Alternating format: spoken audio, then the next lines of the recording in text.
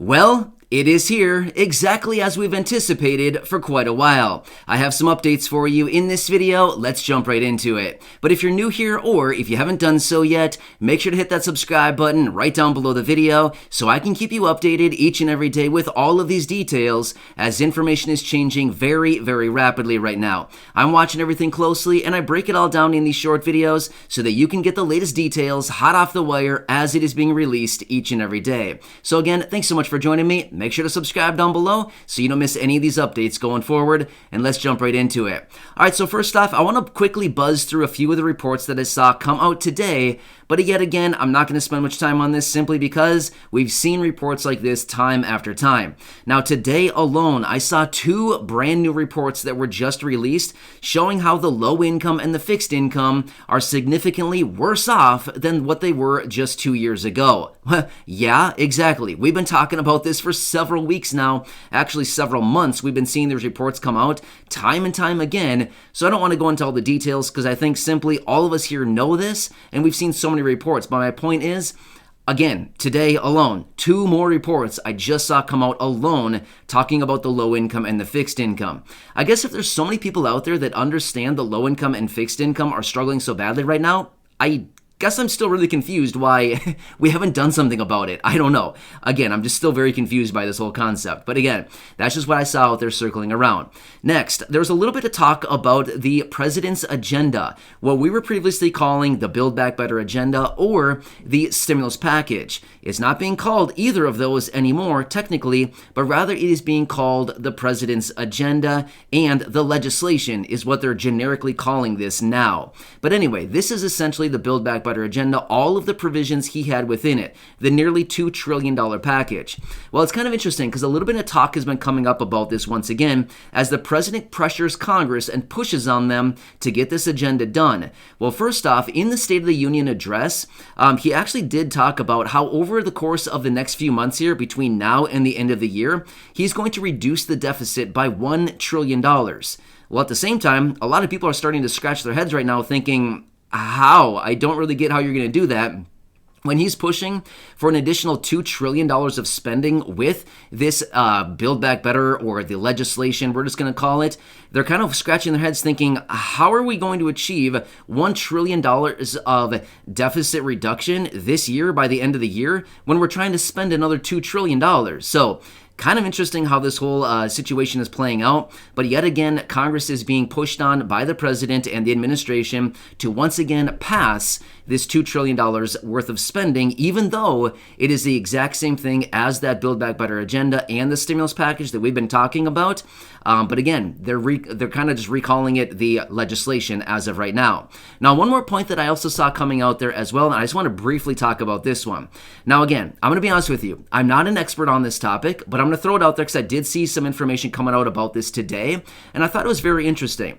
So over in European countries, people that receive similar benefits to things like Social Security or SSDI or SSI benefits over there, they refer to them as pensioners. Well, what they do over there in the event like what we're going through right now, they actually give these people like a mid-year cost of living adjustment. So it's kind of interesting. And again, I need to do some more research on this. I'm just telling you right now, I am not an expert on this, but I did read a little bit about it today, and I thought it was kind of interesting. So apparently what they do for these people is in a situation like what we're in right now, where there's massive inflation and cost of living is actually rising very rapidly.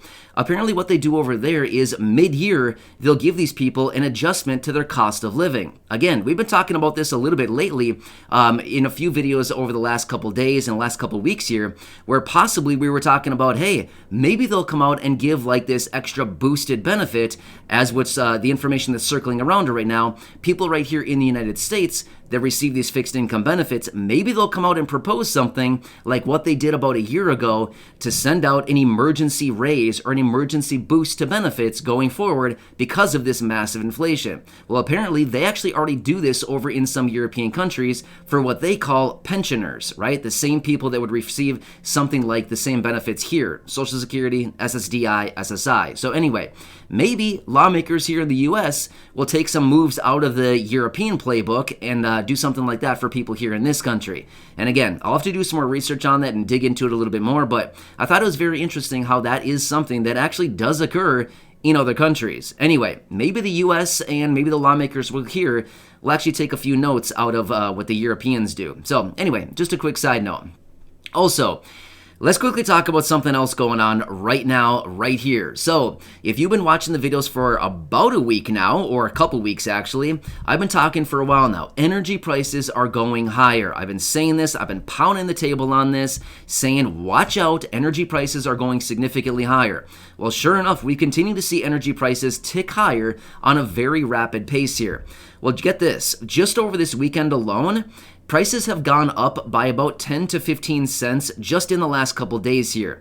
Now, this is the national average, and what the experts are saying, we're going to breach, as in be over $4 per gallon as far as the national average tomorrow. So that's tomorrow. That's only a few hours away. So yeah, this is coming really fast here. Now, let me actually share a few more details about this. We've got to be aware of all this stuff going on. I know I've been talking about a lot about oil and energy and things like this recently, but the deal is we need to pay attention to this. This is going to impact literally every single person. We've got to pay attention to this. So they anticipate we're going to have a national average gas price of $4 per gallon tomorrow. The record national average price is $4.11. The experts and analysts are actually anticipating we're going to eclipse that number within a matter of just days. In other words, we're going to be over that $4.11 record that was set back, and I believe they said 2000, I apologize, I don't remember the year. I was going to make up, I thought it was 2014, but now that doesn't make sense. I think it was further back. Maybe 2012 or something like that. Again, I apologize. I forget the date right now or the year. But anyway, they said that we're going to zip right on by that date here or that record here very, very soon. Now, here's a couple other things that are being talked about in Congress and the administration right now. They're potentially talking about banning Russian oil in the United States here. So as of a report that I just saw earlier today, apparently two massive oil cargo ships were from Russia anyway, were just starting to hit port right here in the United States. 20 more cargo ships are on their way with oil to the United States. Well, at the same time, the administration as well as Congress is considering banning Russian oil from the United States. Let me tell you what that would do. Okay, so let's just anticipate that tomorrow we hit $4 per gallon of gas average right here in the United States. If they do ban Russian oil right here in the United States, again, I'm not taking sides, I'm not saying what they should or shouldn't do. I'm simply saying if they do this, we're going to see a spike on oil prices and gas prices, probably up to about $5 in very short order. It's probably going to happen very, very quickly. Now again, Russia only supplies the United States with about 10% of the oil that we consume right here. But that's just 10% of the oil taken off the grid from us right here. That means less supply and equal or more demand. As we talked about in previous videos, supply and demand equation means less supply, equal or more demand means prices must go up significantly. Therefore, what they're saying out there right now is if this does happen, where there's this embargo on Russian oil here in the United States, we're going to see oil prices go very high, about $5 is what they're saying, very, very rapidly. Now, here's what else I found. Now, again, I'm not located in California. I don't know what's going on in California, but based on the reports that I'm seeing, there are already places around Los Angeles County that are posting over $6 per gallon, in some locations even over $7 per gallon already in Los Angeles County, California. There's a number of different states right now that are already over $4 a gallon and making their way steadily toward $5 per gallon. So this is something we've got to watch very closely, because here's the thing. When energy prices spike this dramatically like this, it has a huge toll on economies. So like I've been saying before, I said this a few days ago, this economy that we are in right here in the United States, again, I don't want to scare anybody. I'm just letting you know this is what's happening, and this is something we've got to watch very closely. High energy prices usually pull the rug out from under economies and collapse economies. So I'm not saying that it's going to be forever. I'm just simply saying this is usually what puts economies into recessions very quickly. And we're going down that path right here, right now. So we will have to see what Congress does going forward over the coming days here and what the administration decides. Do they actually ban Russian oil in the United States right here? By the way, a lot of European countries are thinking about doing the exact same thing. If this does happen, we're going to see some massive price increases once again. So if you saw my video from probably, I'm going to say it was about 2 weeks ago. It was about a week and a half, maybe 2 weeks ago. It was in the end of February. I was out in a video and I said, hey, as soon as March comes around and over the next couple of days here, we're going to see some very dramatic price increases on a number of different things. In that video, I was saying if you could go out and fill up your car with gas, top it off, put an extra $5 in, whatever you can possibly do.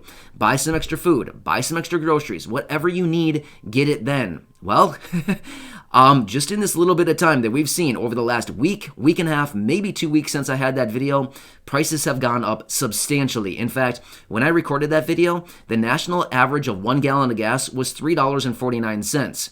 We're just under $4 now. It's gone up essentially 50 cents in about a week and a half or 2 weeks, whenever that video was. So my point is, prices are going up. Prices are going up fast, and we've got to be aware of this because this is probably not slowing down. This is probably not just a short-term little blip. No, it's going to be something that goes on for probably a while now. Now, it's probably going to spike. Who knows? No, I have no clue how high this spike is going to go.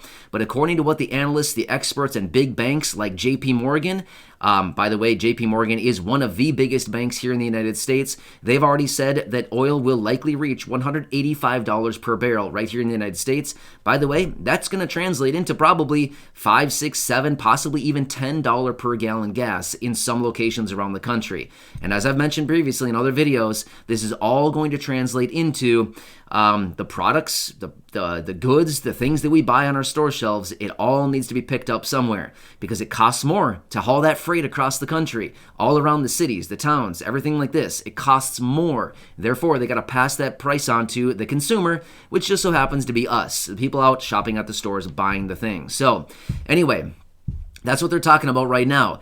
Now, as far as this potential ban on Russian oil, just started talking about this, I think maybe like 2 days ago or so, but I did see it circling around once more, again, quite a bit today. So I'm not sure if more discussions were going on today. Actually, I do know that there were discussions about that. I saw some information about it earlier this morning. There were a couple interviews where some high-level people were out talking about this, saying it may be coming. So again, we've got to watch this stuff very closely. I know it's a global situation going on right now, but ultimately, it's going to hit all of us in our bank accounts, on our Direct Express cards, whatever we use, it's going to hit our bank accounts. It's going to hit our pockets. So we've got to watch this stuff very closely. And again, I don't want to be the guy here that comes here and tries to scare people. I'm not trying to do that at all, but rather I'm trying to get you to be aware of what is coming, probably relatively short term here, whatever it is. So I just want you to know what's going on and what I'm finding with my research.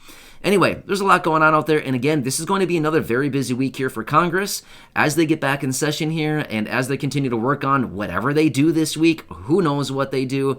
I'll continue to keep you posted as we get more details on anything that may be helpful going forward. So again, please remember, I'm here for you in any way that I can be. Make sure to subscribe down below if you haven't done so yet. Share this video with your friends, family, social media, and go back and check out any of the other 2,200 videos right here on the channel. Enjoy your day, and I'll catch you again later in the next video.